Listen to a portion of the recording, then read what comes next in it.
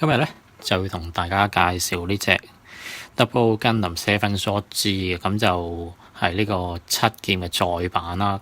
咁就第一次發行七劍就喺2011年嘅，咁當年就賣緊 around 14,000 啦。咁呢隻再版咧就多支槍，咁就改咗名叫 Seven Sword G 啦，G 就 stand for gun 啦。咁就依家就賣20,000 嘅。咁就多支槍多咗6,000 yen，咁就未計通脹啦。咁就好啦。咁我哋依家望一望啲薄紗先，咁就見到啦。咁封面就有別於其他嘅 Metal Build 啦。咁今次就用咗呢個 3D 圖嘅。咁舊嗰啲 Metal Build 唔計特別版咧，就通常就用實體圖去做封面嘅。咁我哋睇睇個薄紗，望一望個背脊先。咁就都見到就多咗一支大炮啦。咁就呢支叫 GN Sword 2 Blaster 嘅大炮。OK， 咁依家就開出嚟俾大家望望先。咁呢個雙膠紙。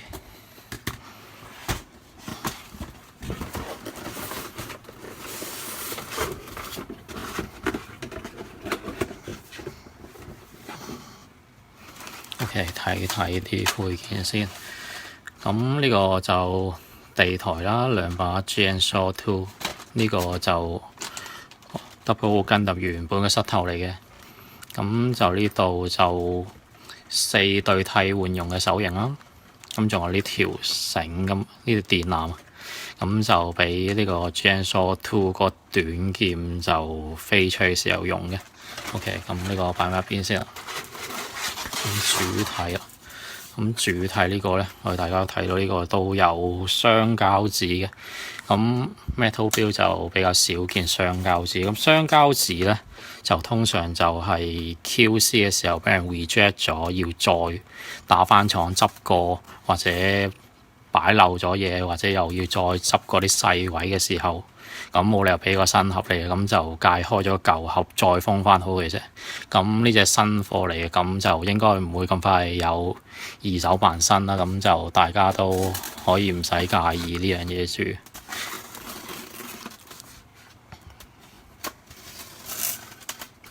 OK， 睇埋呢邊先。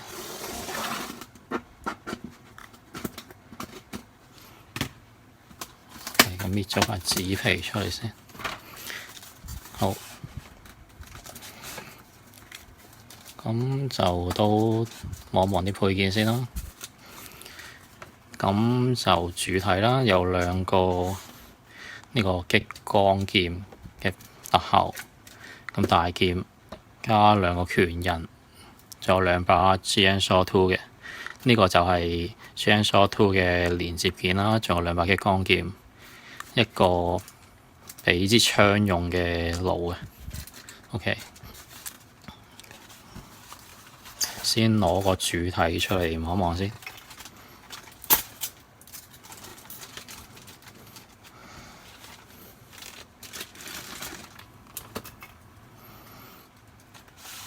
較低少少鏡頭先。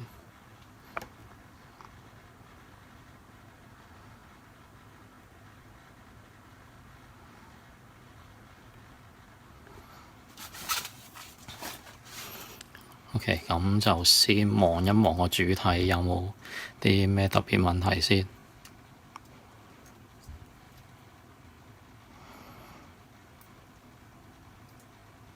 咁就個頭呢度就有少少花咗。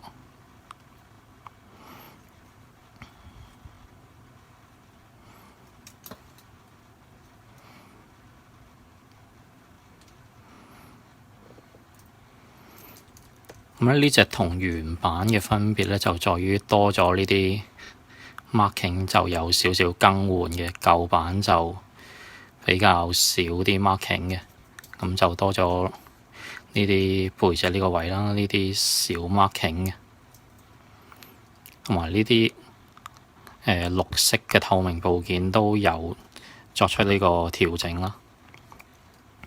咁用色方面就比舊版就鮮色啲嘅藍色部分。OK，我哋先望一望啲可動性先。咁頭部就大概都係咁樣。咁係咪手嘅部分？咁就呢個顱，呢個顱嘅位置呢度可以拉出嚟嘅。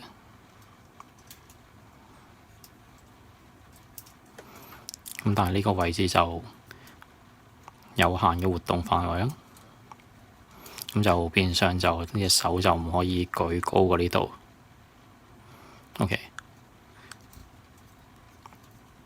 咁手部嘅活動範圍就去到呢度啦。呢個手有個裝甲頂一頂住，咁嘅前臂都係咁樣嘅。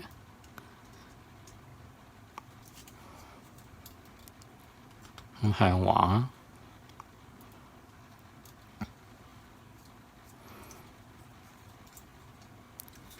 呢個向前都可以屈到少少嘅。咁呢個位置就係膠嚟嘅，就並非金屬啦。OK， 咁就望埋條腰啦。腰呢就可以向前屈啲咁多啦，就唔係話太多嘅。OK， 呢個左右，咁左右就比較緊，咁都要用啲力先轉到個腰嘅位置嘅。OK， 咁呢個裙甲呢個位置就可以向前屈少少，打開少少，咁就俾大腿有少少嘅空間，可以多少少空間活動啦。OK， 咁我哋望一望大腿嘅關節啦。大腿呢個關節咧就用翻橫向嘅，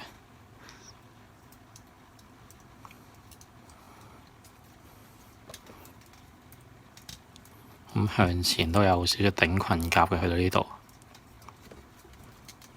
後邊啦，後邊都係有少少頂住，去到呢度啦。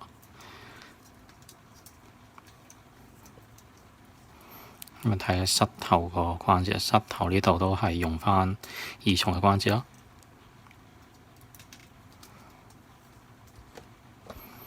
咁腳踭嘅位置啦，腳踭位置呢度就呢個兩個裝甲就應該打得開，後邊嘅位置就打唔開啦，淨係得前面啫。咁腳踭呢個位置就大概180度嘅屈曲啦。咁腳掌就可以少少喐嘅都。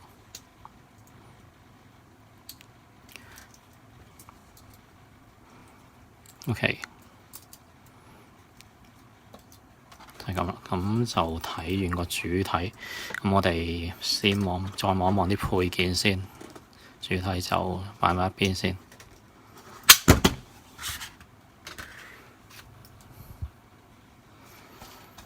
OK， 咁呢兩個就係拳印啦，呢個 cutter，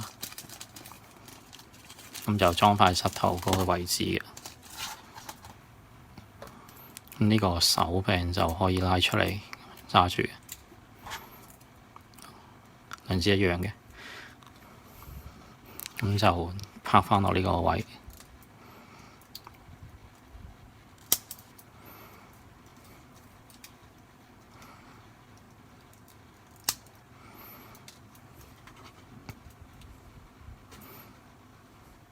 OK， 我到望一望大劍啊，大劍咧就同時亦都係 GN field 嚟嘅，即係 GN 力場啦。咁呢個位置可以打開，產生個 GN 力場嘅。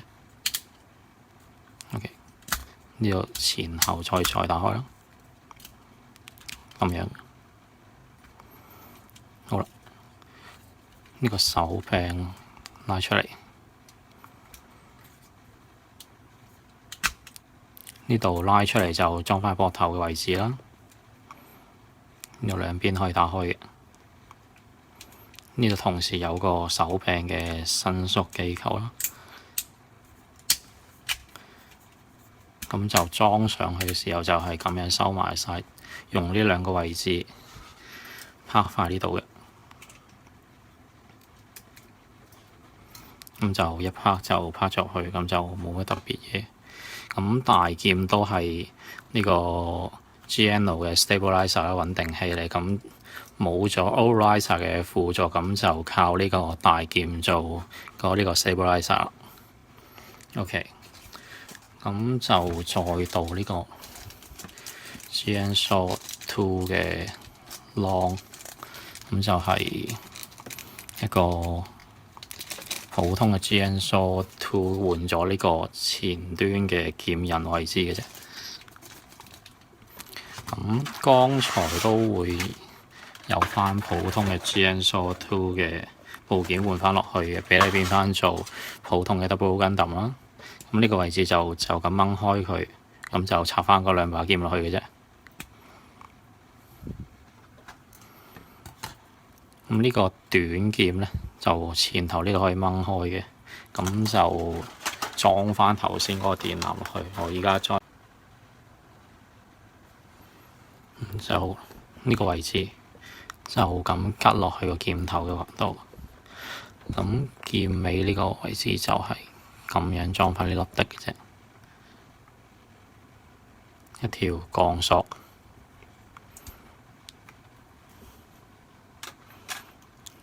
OK， 咁就換埋個普通嘅 GNSaw 2俾大家望一望，咁就掹開呢度啦，咁就有方向嘅，呢邊突啲，嗰邊就向下啦，就咁拍翻去嘅啫。OK， 咁就換翻個短劍，咁就拍翻喺條腰嘅位置，呢度有個窿啦。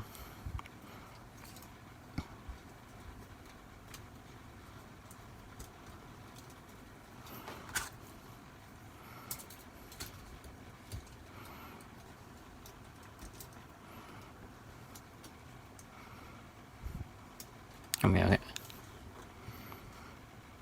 好，繼續啦。咁呢兩把就短嘅激光劍啦，咁就插翻喺背脊嘅位置嘅呢度。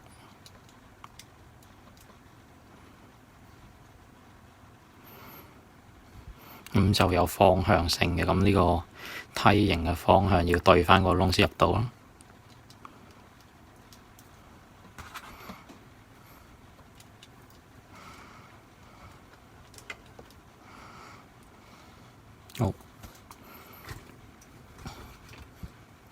好，最後啦，最後就係呢個大槍啦。咁呢啲槍就叫 GNSaw 2 Blaster 嘅，咁但係咧呢把劍就叫 GN Blaster Saw 2嘅，咁就個名就有啲容易混淆啦。OK， 咁就先望一望個 details 位先。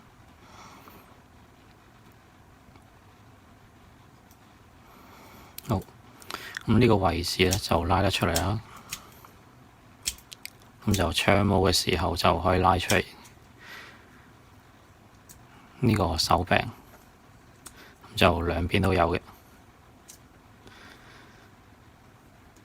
咁呢個咧就應該係連接部件嚟嘅，咁就雲閒就有另外一把槍賣嘅，咁就兩把槍可以合咗一支再大啲嘅炮啦。咁呢個位置就要可能等1月嘅時候先會有多一把槍啦。OK， 到手呢個位置啦，手呢個位置呢度咧就可以再畫翻上嚟嘅，咁就俾隻手裝嘅時候有唔同位置啦。同埋呢度有個拍位就拍實佢嘅，大家見到呢度有個咁樣拍咗嚟嘅時候，就拍翻呢粒嘢落去，拍實呢個位，咁就唔會防止佢揸嘅時候鬆出嚟。OK， 咁就都有一個槍柄啦，槍柄就咁樣吉落去呢個位置啫。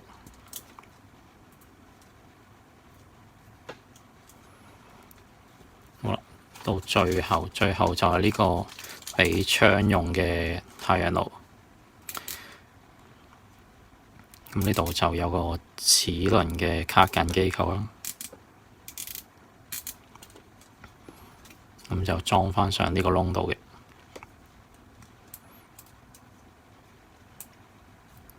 咁樣。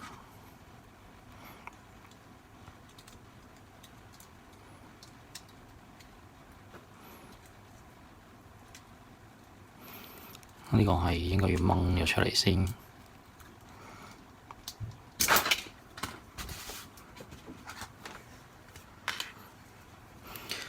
咁就俾大家睇清楚啲，咁樣呢個窿咁樣夾落去呢個位置嘅啫。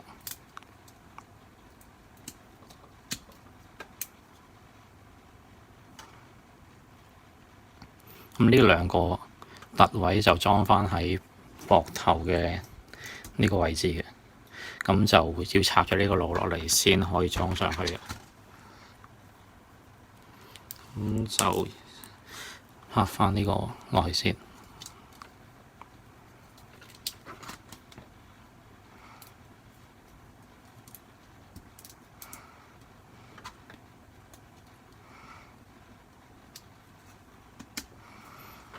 咁就呢個爐就咁掹出嚟嘅啫，對返啱個位，拍落去，咁樣啦。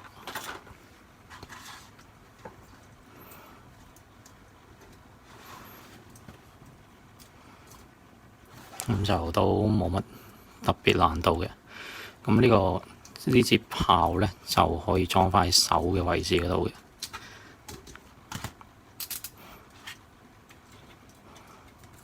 OK， 先換一換個手型先。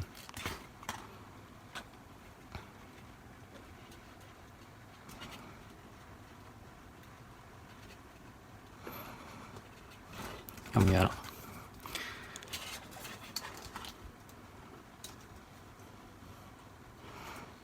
咁就有啲企唔穩，個地面有啲唔平。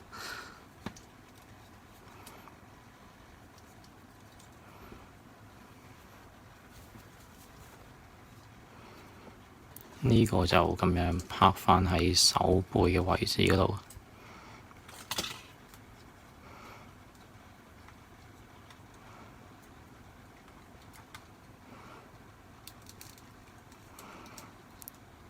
咁拉開咗呢個位置，咁呢個位置就吉返落去前臂嗰個窿度啦。咁就拍咗去嗰個順位度啦。裝返啲配件上個身度先。啲槍就可以反向揸嘅，咁就裝返喺嗰個手踭位調轉揸。咁就要將呢個拍咗喺後邊先，企喺度先。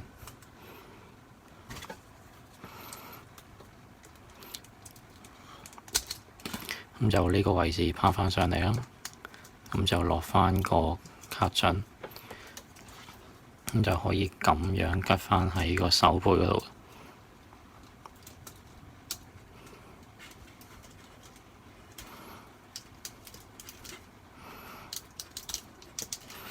咁呢個位置就有啲難吉入去。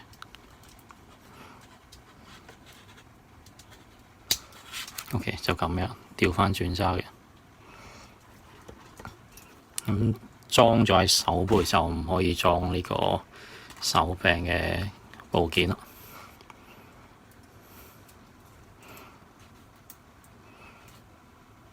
OK， 咁配件就應該大概得咁多啦。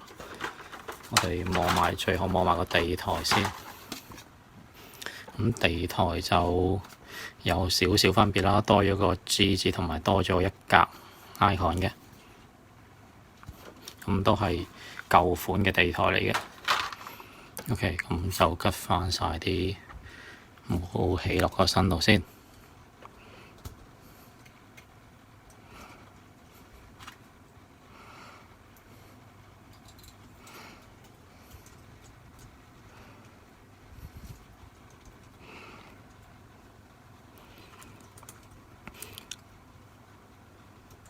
咁就講翻呢隻嘢啦。咁就同舊版對比，咁用色方面同埋關節嘅鬆緊度方面咧都有明顯嘅進步嘅。咁有舊版嘅朋友都可以再入多次一隻新版嘅。咁嗰支槍咧就另外雲限就有多一支賣啦。咁但係舊版嘅朋友就可能要買兩支啦。但係港雲咧就淨係俾埋一支啫。咁可能就需要去出邊嘅鋪頭幫手訂日版，咁就 around 300幾啦。咁就港版就270蚊嘅。咁而家呢隻嘢就出邊賣緊 around 1700啦。咁可能啱啱出就炒起咗。咁貨源方面，下個星期可能會多翻少少，咁價格就稍為回落翻一啲嘅。咁到1500嘅水平都可以一入噶啦。咁今日嘅介紹就咁多啦，多謝各位收睇。